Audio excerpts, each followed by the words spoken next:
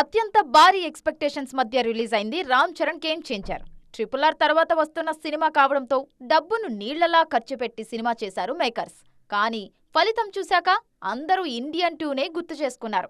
Cinema అంటే ఓ కథ, మంచి ఫ్లో ఖచ్చితంగా ఉండాలి. అంతేగాని 100 కోట్లు పెడుతున్నామని ఏది పడితే అది తీసి ప్రేక్షకుల మీద రుద్దుదామంటే కుదరదన్న విషయం మళ్లీ మళ్లీ ప్రూవ్ అవుతూనే ఉంది. మంచి సినిమాలతో పేరు తెచ్చుకున్న హీరోలు కూడా వర్సిటాలిటీ పేరుతో ఒరిజినాలిటీని కోల్పోతే ఫెయిల్యూర్స్ తప్పు అంటున్నారు క్రిటిక్స్. కాల్ షీట్లు అడ్జస్ట్ అయ్యాయనో, కాంబినేషన్ కి క్రేజ్ ఉందనో సినిమాలు చేస్తే రిజల్ట్ ఎలా ఉంటుందో ఆచార్య, మిస్టర్ బచ్చన్ లాంటి సినిమాలు చూసిన వాళ్లకు స్పెషల్ గా చెప్పనక్కర్లేదు అన్నది ఇండస్ట్రీలో వినిపిస్తున్న మాట. ఎక్కడికో ఎందుకు, జస్ట్ లేడీ గెటప్ అనే కాన్సెప్ట్ ను నమ్ముకొని విశ్వక్సేన్ చేసిన లైలాకు నెగటివ్ కామెంట్లు కోకొల్లలు. కథలో పస లేకుండా బడ్జెట్ ని, చిన్న గెటప్ ని నమ్ముకొని సినిమాలు చేస్తే చూసి ఆదరించే రోజులు పోయాయని గట్టిగానే చెప్పారు ఆడియన్స్. ఇప్పటికైనా హీరోలు మేల్కోవాలి.